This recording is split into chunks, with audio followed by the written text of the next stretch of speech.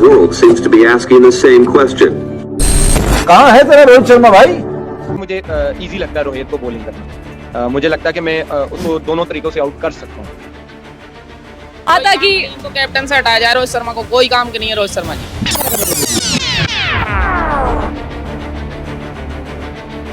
The 500 in one World Cup. No batsman in the history of the sport has done it. It's Rohit Sharma. I'm a big fan of Rohit Sharma actually. I love watching him bat. Rohit Sharma को देख लें आप, वाह वाह क्या बात। Rohit Sharma salute to you. मैं क्या इसके आगे जी लगा ले, ग्रेट रोहित शर्मा कर ले इसको। क्यों? क्योंकि तेरे से बड़ा बैट्समैन पूरे हिंदुस्तान में कोई नहीं है। 2024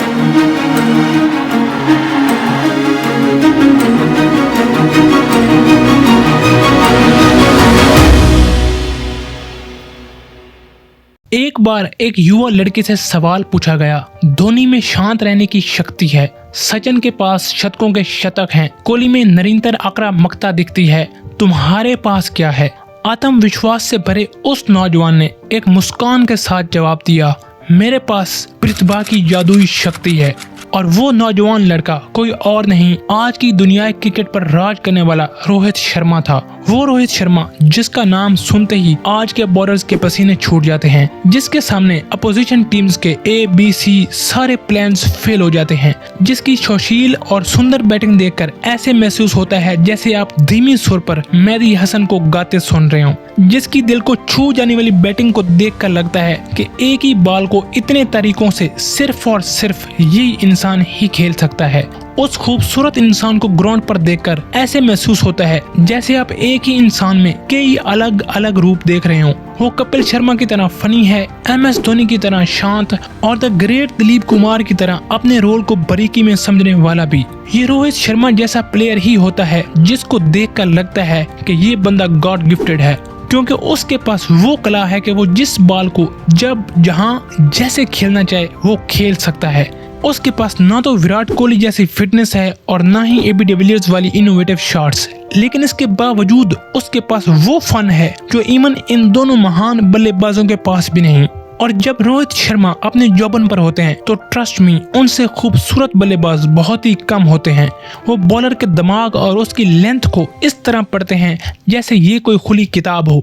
ये बिल्कुल ऐसे होता है कि जैसे रोहित ने गेंद के साथ एक खुफिया मुआहदा कर रखा हो कि वो गेंदबाज का हाथ छोड़ने से पहले अपना प्लान रोहित से सूचित करे और इसके बाद वो बॉलर को उसकी नहीं अपनी मर्जी से जहां दिल करे खेलते हैं। और सबसे बढ़कर ना सिर्फ इंडियन फैंस बल्कि दुनिया क्रिकेट को खुद को लकी समझना चाहिए कि उन्हें रोहित शर्मा जैसा once in a generation player को खेलते देखने का मौका मिला। तो आइए जानते हैं आज के इस वीडियो में उस खूबसूरत इंसान की खूबसूरत जर्नी को। आप में से 99% लोग चैनल को सब्सक्राइब नहीं कर रहे। अगर आपको ये कंटेंट अच्छा और इन्फॉर्मेटिव लगता है तो काइंडली चैनल को सब्सक्राइब जरूर कीजिएगा। तो चलें अभी बढ़ते हैं अपनी वीडियो की तरफ।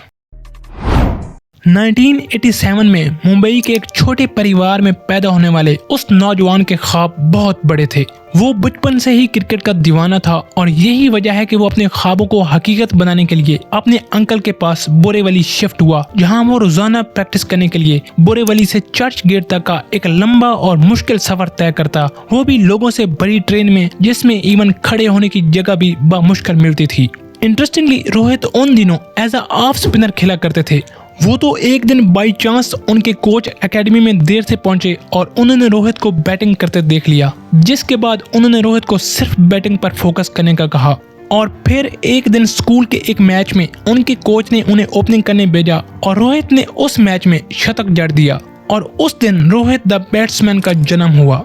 आहिस्ता आहिस्ता उनकी परफॉर्मेंस और टैलेंट के चर्चे हर तरफ सुनाई देने लगे और सोने पर सुहागा उन्होंने 2006-07 की रणजी ट्रॉफी सीजन में बढ़िया परफॉर्म किया और यही वजह थी कि उस वक्त के सिलेक्टर्स ने रोहित को 2007 T20 वर्ल्ड कप के स्क्वाड में शामिल कर दिया। और फिर उन्होंने अपने डेब्यू मैच में ही साउथ अफ्रीका की तगड़ी बॉलिंग लाइनअप को आड़े हाथों लेते हुए 50 रन की एक इम्पोर्टेंट और इम्पैक्टफुल इनिंग खेलकर अपने टैलेंट की पहली झलक दिखलाई। और फिर फाइनल में पाकिस्तान के खिलाफ उनके 16 बॉल्स पर 30 रन की एक अहम बारी को कौन ही भूल सकता है, जिस बारी ने इंडिया को वर्ल्ड चैंपियन बनाने में एक अहम रोल प्ले किया। इसके बाद रोहित ने 2007-2008 की सीबी सीरीज में कुछ इंपॉर्टेंट नॉक्स खेलते हुए इंडियन टीम को वो सीरीज जितवाने में भी एक अहम किरदार अदा किया।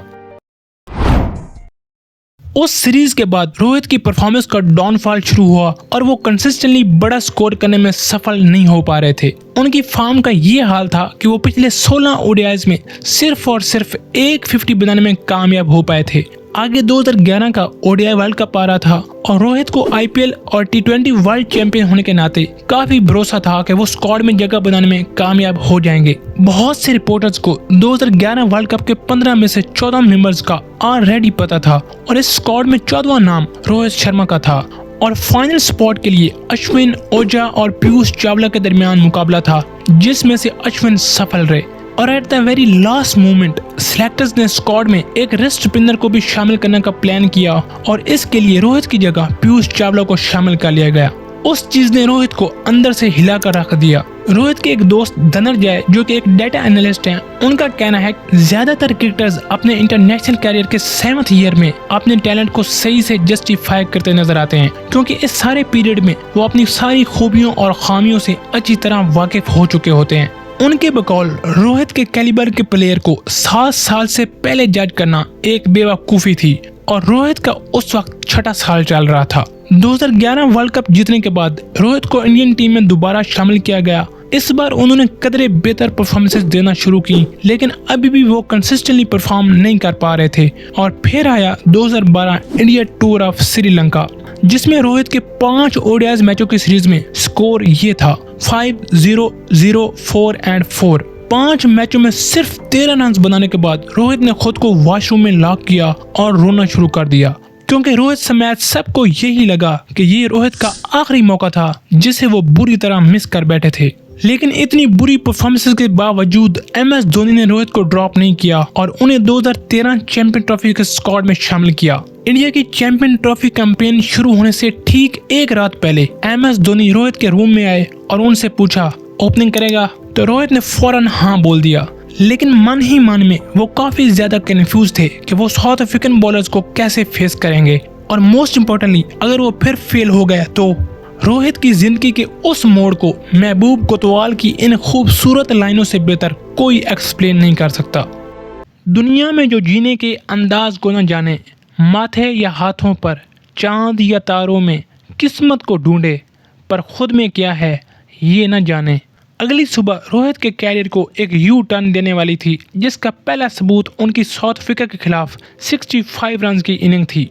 वो दिन है और आज का दिन रोहित ने उसके बाद पीछे मुड़कर नहीं देखा। चैंपियन ट्रॉफी में अच्छे प्रदर्शन के बाद उन्होंने ऑस्ट्रेलिया के खिलाफ ओडीआई सीरीज में सिर्फ 6 इनिंग्स में 491 रन बनाए, जिसमें उनकी 209 रन की तूफानी बारी को कौन ही भूल सकता है। हर गुजरते साल के साथ रोहित क्रिकेट की नई बुलंदियों को छूते जा रहे थे। उनके लिए ओडीआईज में डबल सेंचुरी करना एक आम सी बात बन गई थी। इवन तब तो सूरत हाल ये होती थी कि लोग रोहित से पूछते थे कि 300 कब आएगा। फिर 2019 ओडीआई वर्ल्ड कप में जो परफॉर्मेंस रोहित ने दी वो इतिहास में हमेशा याद रखी जाएगी। एक ही वर्ल्ड कप एडिशन में 5 सेंचुरीज जड़ देना, उसके साथ साथ वो टूर्नामेंट के हाईएस्ट स्कोरर भी थे। 2016 से 2019 के दरमियान आप रोहित की ओडीआई कैरियर की परफॉर्मेंस का अंदाजा इस बात से लगा सकते हैं कि उन्होंने इस बीच में सिर्फ 68 मैचेस में 4000 प्लस रन स्कोर किए, जिसमें 20 सेंचुरीज भी शामिल हैं। जहां ऑस्ट्रेलिया, इंग्लैंड, न्यूजीलैंड और पाकिस्तान जैसी टीमों की ओडीआई हिस्ट्री में ऑल प्लेयर्स सिर्फ 5 बार ही 150 प्लस स्कोर करने में कामयाब हो पाए हैं, वहीं रोहित शर्मा ने अकेले 8 बार 150 प्लस स्कोर किया है, जो उनके टैलेंट और टेम्परामेंट की वाज़ह मिसाल है। और अब आपके माइंड में द मोस्ट इम्पोर्टेंट क्वेश्चन आ रहा होगा, और वो ये कि आखिर कैसे जो प्लेयर पहले 86 ओडीआई मैचेस में सिर्फ 2 सेंचुरीज कर सका, आखिर उसने कैसे अगले 135 मैचेस में 29 सेंचुरीज बना डाली। जिस प्लेयर की ओडीआई एवरेज सिर्फ 30 की थी, उसने अगले 8 साल लगातार अपनी एवरेज को 50 प्लस मेंटेन कैसे कर लिया। तो चलिए अब उनके एवोल्यूशन फेज की बात करते हैं कि उन्होंने कैसे और किन चीजों पर काम करके अपनी गेम को इस लेवल तक लाने में सफल हो पाए। हमने पीछे 2012 इंडिया टूर ऑफ श्रीलंका की बात की थी। जिसमें रोहित 5 मैचों में सिर्फ 13 रन बना सके थे। इंडियन टीम की उस सीरीज और अगली सीरीज में 5 माह का एक लंबा गैप था और इसी गैप में रोहित ने अपने ऊपर इतना ज्यादा काम किया जिसने उनके लिए सारी चीजों को चेंज करके रख दिया। सबसे पहली गलती जो रोहित ने अपनी टेक्निक में नोटिस की वो ये कि वो हमेशा अपने बैट को क्रीज में टैप करते रहते थे, जिससे उनका बैलेंस और शेप बिगड़ जाती थी और वो LBW आउट हो जाते थे। इसके बाद क्योंकि रोहित डोमेस्टिक से लेकर इंटरनेशनल तक मिडिल ऑर्डर में ही खेलते थे, तो ओपनर बनने के बाद उन्होंने बॉल को कैसे लीव करना है, न्यू बॉल को कैसे फेस करना है, इन चीजों पर काम करना शुरू किया। और इन चीजों का हल उन्होंने ये निकाला कि वो अपने बैट को नीचे क्रीज पर रखने के बजाय ऊपर उठाकर खड़े होंगे, जिससे वो एक अच्छी पोजीशन में आ जाते हैं और बॉल को आसानी से खेल सकते हैं और लीव कर सकते हैं। मजीद उन्होंने न्यू बॉल खेलने और ओपनिंग टेक्निक्स को अंडरस्टैंड करने के लिए कई लेजेंड ओपनर्स की वीडियोस देखी और उनकी स्किल और टेक्निक से सीखकर वो चीजें खुद पर अप्लाई की। इसके बाद उन्होंने अपने माइंडसेट और रोल में क्लैरिटी हासिल की कि आखिर टीम मुझसे डिमांड क्या कर रही है। इसके लिए उन्होंने अपनी विकेट की वैल्यू करना सीखी। वो अपने इनिंग को 3 हिस्सों में डिवाइड कर लेते। पावर प्ले में वो धीमी गति के साथ संभल कर खेलते, फिर आहिस्ता आहिस्ता मिडिल ओवर्स में अपने स्ट्राइक रेट और इनिंग को बिल्ड करते और फिर आखिरी ओवर्स में वो अपनी हिटिंग रेंज दिखाते और यही वजह है कि वो इस बीच में 3 डबल शतक बना पाए। इसके बाद उन्होंने इस चीज पर काम किया कि उन्हें रन्स निकालने कैसे हैं। इसके लिए उन्होंने अपनी शॉट्स की रेंज को डेवलप किया, फिर चाहे वो बैकफुट पंच हो, पुल शॉट हो, इनसाइड आउट हो, कवर ड्राइव हो, कट हो या फिर रिवर्स और पेडल स्वीप। इसके बाद वो ये देखते थे कि वो किस बॉलर को टारगेट करेंगे, पिच कैसे बिहेव कर रही है, बॉल की कंडीशन क्या है, मैच सिचुएशन क्या है और मोस्ट इम्पोर्टेंटली क्या इस सिचुएशन में मुझे ये शॉट खेलनी चाहिए या नहीं। इन चीजों पर उनका कहना था कि अगर कोई बॉलर मुझे पहले के 10 ओवर्स में आउट कर ले तो वेल एंड गुड, क्योंकि उसके बाद वो मुझे आउट नहीं कर सकते। अगर मैं आउट होऊंगा तो अपनी गलती से। और इन चीजों ने उन्हें न सिर्फ ओडीआईज में बल्कि टेस्ट क्रिकेट में भी हेल्प आउट किया, जिसकी वाज़ह मिसाल ये है कि वो 2021 से टेस्ट क्रिकेट में परमानेंट ओपनर बनने के बाद इंडिया के लिए इस फॉर्मेट में इस अरसे में सबसे ज्यादा रन बनाने वाले प्लेयर हैं। टेस्ट क्रिकेट को लेकर उनकी सीनियर कंडीशंस में परफॉर्मेंस पर हमेशा बहुत ज्यादा तनकीद होती थी, जिसका जवाब उन्होंने 2021 में इंग्लैंड के खिलाफ ओवल पर शतक लगा कर दिया। फिर लॉर्ड्स पर 83 की एक टिपिकल टेस्ट इनिंग खेली, फिर चेन्नई में एक स्पिनिंग ट्रैक पर 161 रन की एक हाई क्वालिटी इनिंग खेलकर इस फॉर्मेट में भी अपनी काबिलियत का सबूत दिया। अगर आप रोहित के कैरियर को करीब से देखें तो यू विल सी कि उनके क्रिकेटिंग कैरियर में हर चीज ही लेट आई, फिर चाहे वो ओडीआईज की ओपनिंग हो, टेस्ट डेब्यू हो जहां उन्होंने खुद को मैच से कुछ मिनट्स पहले ही इंजर्ड कर लिया, 2011 वर्ल्ड कप में सिलेक्शन की बात हो, इंजरीज हो या इवन कैप्टेंसी हो। लेकिन इससे खूबसूरत चीज और क्या ही हो सकती है कि ये सब चीजें उन्हें देर से सही लेकिन दुरुस्त मौके पर मिली। उनके कैप्टन बनने के बाद सवाल ये नहीं था कि क्या वो इंडियन टीम को इसी दिशा में लीड कर पाएंगे या नहीं। सवाल ये था क्या वो इंडियन टीम के आईसीसी ट्रॉफी के एक लंबे इंतजार को खत्म कर पाएंगे, क्या वो इंडियन टीम की किस्मत को बदलने में कामयाब हो पाएंगे या नहीं। और रोहित ने इन्हीं सवालों के जवाब के लिए अपनी प्लानिंग शुरू कर दी। डोमेस्टिक से लेकर आईपीएल तक रोहित की एज अ कैप्टन सफलता की बड़ी वजह ये थी कि वो जानते थे कि उन्हें अपने रिसोर्सेज को कब, कहां और कैसे यूटिलाइज करना है, प्रेशर सिचुएशंस में कैसे डिसीजन मेकिंग करनी है और टैक्टिकली चीजों को कैसे हैंडल करना है। लेकिन इंटरनेशनल क्रिकेट में रोहित के लिए चीजें वैसी नहीं जा रही थी जैसे वो सोच कर आए थे। वो 2022 एशिया कप हार गए, फिर 2022 T20 वर्ल्ड कप का सेमीफाइनल हारने के बाद 2023 में वर्ल्ड टेस्ट चैंपियनशिप का फाइनल हारे। रोहित को उस वक्त लगा देयर इज समथिंग रॉन्ग। उन्हें एज अ टीम और ज्यादा अग्रेसिव और अटैकिंग ब्रांड ऑफ क्रिकेट खेलना होगी। वो समझ चुके थे कि क्रिकेट वर्ल्ड कितनी जल्दी से इवॉल्व हो रही है और इंडियन टीम वो क्रिकेट खेलने में बहुत पीछे है। और फिर आया 2023 ओडीआई वर्ल्ड कप। वो इंसान जो as a player 2011 world cup में जगह बनाने में सफल नहीं हो पाया था, आज वही इंसान वर्ल्ड कप में अपनी टीम को होम क्राउड के सामने लीड कर रहा था। रोहित को इतिहास बदलने का इससे अच्छा मौका और कोई नहीं मिल सकता था और रोहित भी इस चीज को अच्छी तरह जानते थे। इसलिए उन्होंने टीम को फ्रंट से लीड करने का प्लान किया। उन्होंने ठीक वर्ल्ड कप से पहले सारी टीम को ड्रेसिंग रूम में मुखातिब किया और बताया कि वो इस वर्ल्ड कप में एक नई अप्रोच के साथ बैटिंग करेंगे, जिसकी शुरुआत वो खुद से करेंगे। अब सवाल ये आता है कि इंडियन ओडीआई टीम काफी हद तक सेटल थी, उनकी अप्रोच इतनी भी बुरी नहीं थी, फिर आखिर क्यों रोहित ने ऐसा स्टेप और ये डिसीजन लिया? तो उसका जवाब ये है कि वो अपोजिशन टीम्स को शुरू से ही अंडर प्रेशर करना चाहते थे। वो मिडिल ऑर्डर को हेल्प आउट करना चाहते थे कि अगर मैं ऊपर से आकर अच्छा और अग्रेसिव स्टार्ट दे दूं तो कोहली, अय्यर और राहुल जैसे प्लेयर्स अपनी नेचुरल गेम खेल सकेंगे। हमारे साथ 2019 सेमीफाइनल वाली चीज कहीं दोबारा ना हो जाए। I mean just for a moment sit back and think। उम्र के इस हिस्से में ना सिर्फ ऐसी सोच और माइंडसेट रखना बल्कि उसको अप्लाई करके भी दिखाना, that's just unbelievable. World cup के हर मैच में वो टीम के लिए ऐसी टून सेट करते कि अपोजिशन टीम्स को कुछ समझ नहीं आता कि आखिर ये हो क्या रहा है। I mean लीग मैचेस से लेकर सेमीफाइनल और फाइनल तक उन्होंने हर मैच में क्रूशल बट इम्पैक्टफुल इनिंग्स खेली और वर्ल्ड कप में ऑलमोस्ट 600 रन बनाने के बाद भी उनका स्ट्राइक रेट टूर्नामेंट में सबसे ज्यादा था। हाँ, इंडिया वो वर्ल्ड कप फाइनल जरूर हार गया, मगर रोहित ने इंडियन टीम को उस वर्ल्ड कप में खौफ की जंजीरों से आजाद होकर खेलना सिखा दिया। ओडीआई वर्ल्ड कप के इतिहास में एज अ बैट्समैन और कैप्टन होते हुए ऐसी अनबिलीवेबल परफॉर्मेंस आज तक किसी ने नहीं दी। जैसे हर साल एप्पल प्रोडक्ट्स अपग्रेड होते रहते हैं, बिल्कुल वैसे ही रोहित ने वक्त के साथ साथ खुद को स्मार्ट और वाइज किया। उन्होंने अपनी बैटिंग में कुछ न्यू फीचर्स ऐड किए, अपने स्किल सेट को शार्प किया, अपने कॉन्फिडेंस को और ज्यादा हाई किया और इवन वर्ल्ड कप फाइनल हारने के बावजूद रोहित ने एज अ कैप्टन हिम्मत नहीं हारी। उन्होंने अपनी मोटिवेशन और टीम के एनवायरनमेंट को डाउन नहीं होने दिया। और वर्ल्ड कप का फाइनल हारने के बाद जब उनको रिप्लेस होने की बातें होने लगी तो पता है फाइनल के बाद रोहित ने सिलेक्टर्स के साथ पहली मीटिंग में क्या कहा था।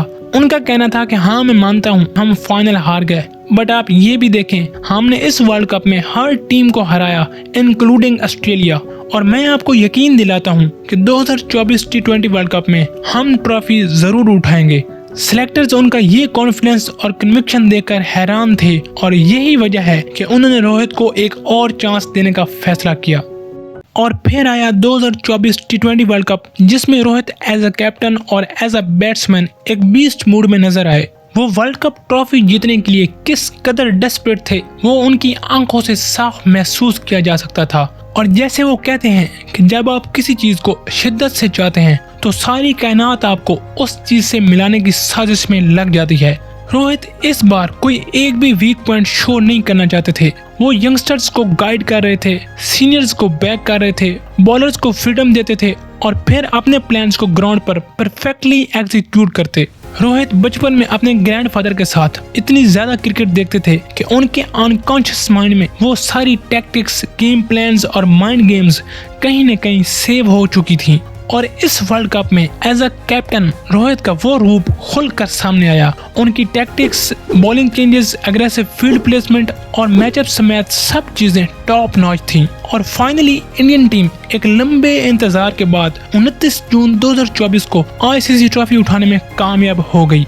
वो मोमेंट्स रोहित के लिए किस कदर और कितने मायने रखते थे वो आप इस तस्वीर में और इन वीडियोस में देख सकते हैं।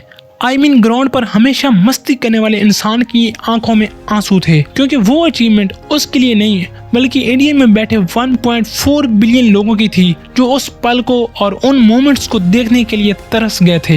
रोहित ने as a captain Indian team को T20 world cup, ODI world cup और एशिया कप समेत 30 मैचों में लीड किया है। और गेस करें कि वो कितने मैचेस हारे?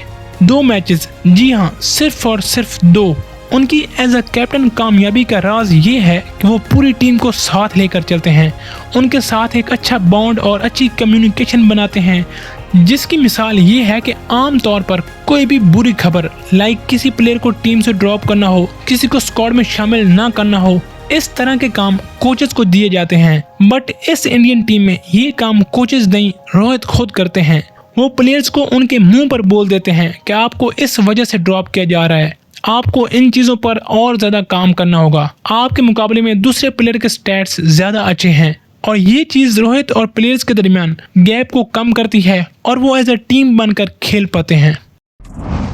आप रोहित के as a player, as a captain fan हो न हो, आप रोहित को एज अ पर्सन कभी इग्नोर नहीं कर सकते। फिर चाहे वो टीममेट से लेकर मैनेजमेंट की बात हो या मैनेजमेंट से लेकर फैंस तक, आप बस एक बार अपने दिल के अंदर झांक कर देखें, आपको रोहित प्लेयर मिले ना मिले, रोहित द ह्यूमन बीइंग जरूर मिलेगा। खुद मुस्कुराने वाला और दूसरों के चेहरों पर मुस्कुराहटें लाने वाला, और इससे बड़ी अचीवमेंट रोहित के लिए और कुछ नहीं हो सकती। वीडियो देखने के लिए बहुत बहुत धन्यवाद।